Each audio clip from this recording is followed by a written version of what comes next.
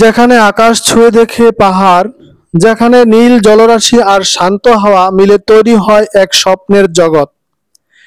সেটি এই জায়গার নাম, তার নাম হচ্ছে বরকল। আর এটি হৃদয় জুড়ে কাপ্তাই লেক। চলুন ঘুরে আসি প্রকৃতির কোলে লুকিয়ে থাকা এই মন কাড়া স্থান। ফ্যামিলি নিয়ে আসলে এখানে সময় ভালো কাটানো যাবে।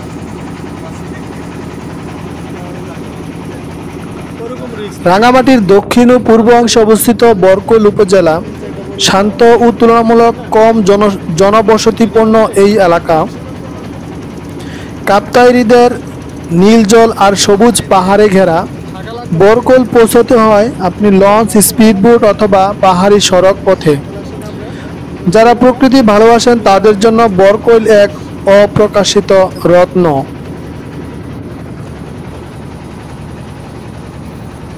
কাপ্তাই লেকের একটি অংশ হচ্ছে বরকল, যেখানে কাপ্তাই লেক এই অংশে অনেক বেশি শান্ত, পরিষ্কার পরিচ্ছন্ন এবং নিরিবিলি।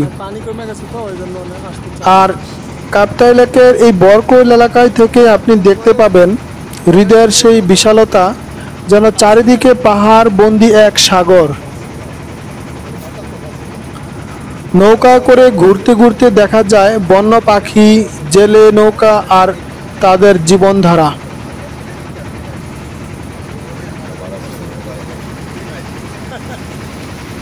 আপনি বরকল যেতে চাইলে রাঙ্গামাটি শহর থেকে স্পিডবোট করে আপনি কিন্তু, অথবা আপনি নৌকা নিয়েও আসতে পারেন। আর এইখানে রয়েছে স্থানীয়দের অর্থাৎ পাহাড়ি আদিবাসীদের বসবাস স্থান এবং রয়েছে সুবলং ঝর্ণা। ছবি তোলা ও ভিডিও বানানো, শান্তভাবে বসে প্রকৃতি উপভোগ করা ইত্যাদির অপূর্ব সৌন্দর্য আপনারা আসলে এখানে দেখতে পাবেন। এই লেকের প্রতিটি ঢেউ যেন বলে জীবন থেমে নেই, চলছে, বয়ে চলছে। বরকলের প্রকৃতি, যারা প্রকৃতিকে ভালোবাসেন তাদের মন কখনো একা হয় না। জীবনের কোলাহল থেকে একটু বেরিয়ে এখানে এলেই হৃদয়টা যেন হালকা হয়ে যাবে।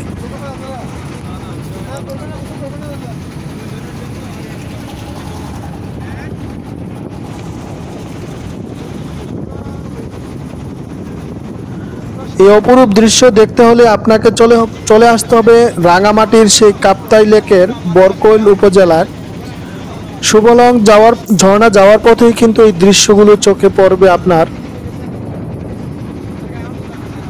দুই পাশেই কিন্তু পাহাড়, মাঝখানে হচ্ছে হ্রদ অর্থাৎ। আর আমরা যাব আজকে সুবলং অর্থাৎ বরকল উপজেলার একটি জায়গা, সেটি হচ্ছে পাহাড়ি আদিবাসী। সে পাহাড়ি আদিবাসী গ্রামে কিন্তু আমরা যাওয়ার জন্য যাচ্ছি। আর এই কাপ্তাই লেক আসলে এটার সৌন্দর্য অন্যরকম। বাংলাদেশের অন্যতম ঐতিহাসিক স্থান এটি কাপ্তাই লেক।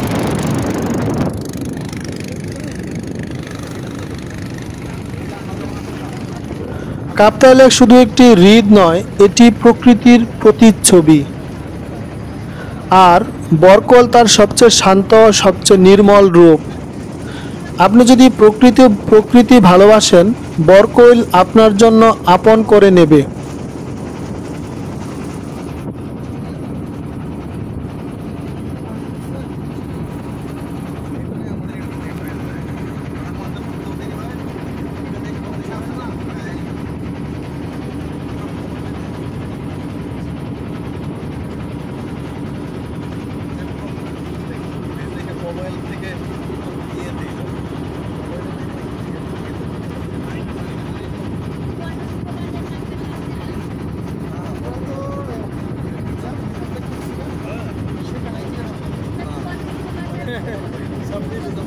আর এই হচ্ছে রাঙামাটির কাপ্তাই লেক,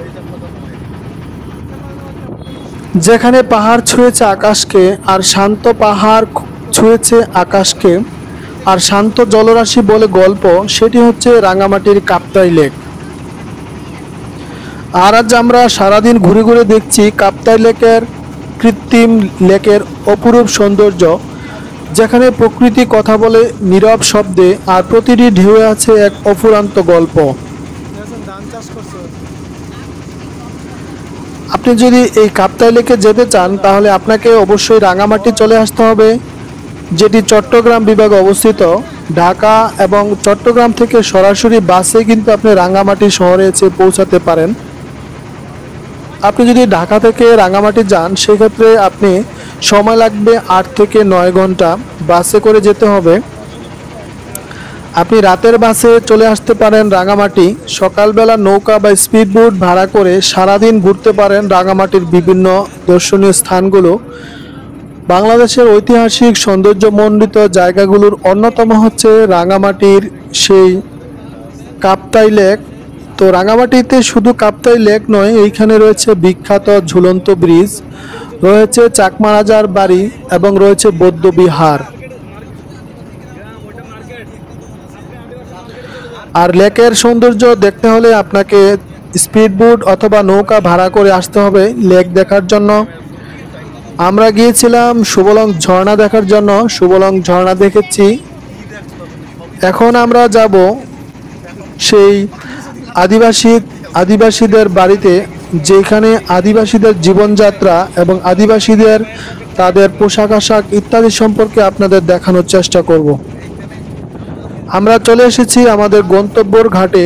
আমরা দেখব আদিবাসীদের বাড়ি এবং পাহাড়ি আদিবাসীদের ঘর বাড়ি, তাদের জীবনযাত্রা এবং তাদের সবকিছু আপনারা পরবর্তী ভিডিওতে দেখতে পারবেন। রাঙামাটির সে আদিবাসী চাকমাদের ঘর বাড়ি। প্রকৃতির সৌন্দর্য ভরপুর এই লেক তৈরি হয়েছিল কাপ্তাই জলবিদ্যুৎ প্রকল্পের কারণে। কারণ যখন জলবিদ্যুৎ প্রকল্প চালু হয় তখন এই জায়গাটি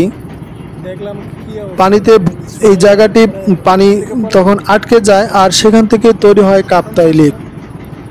লেকের বিস্তীর্ণ জলরাশি ঘিরে রয়েছে সবুজ পাহাড়, ছোট ছোট দ্বীপ আর দূর মেঘে ঢাকা পাহাড়ি শিখর। নৌকায় ঘুরতে ঘুরতে মনে হবে আপনি যেন জল আর আকাশের মাঝেই ভাসছেন। আমরা চলে যাচ্ছি এই সেই পাহাড়িদের বাড়ি, আদিবাসীর বাড়ি। তো দেখা হবে আপনারা পরবর্তী ভিডিওতে, অবশ্যই দেখতে পারবেন পাহাড়িদের বাড়িঘর।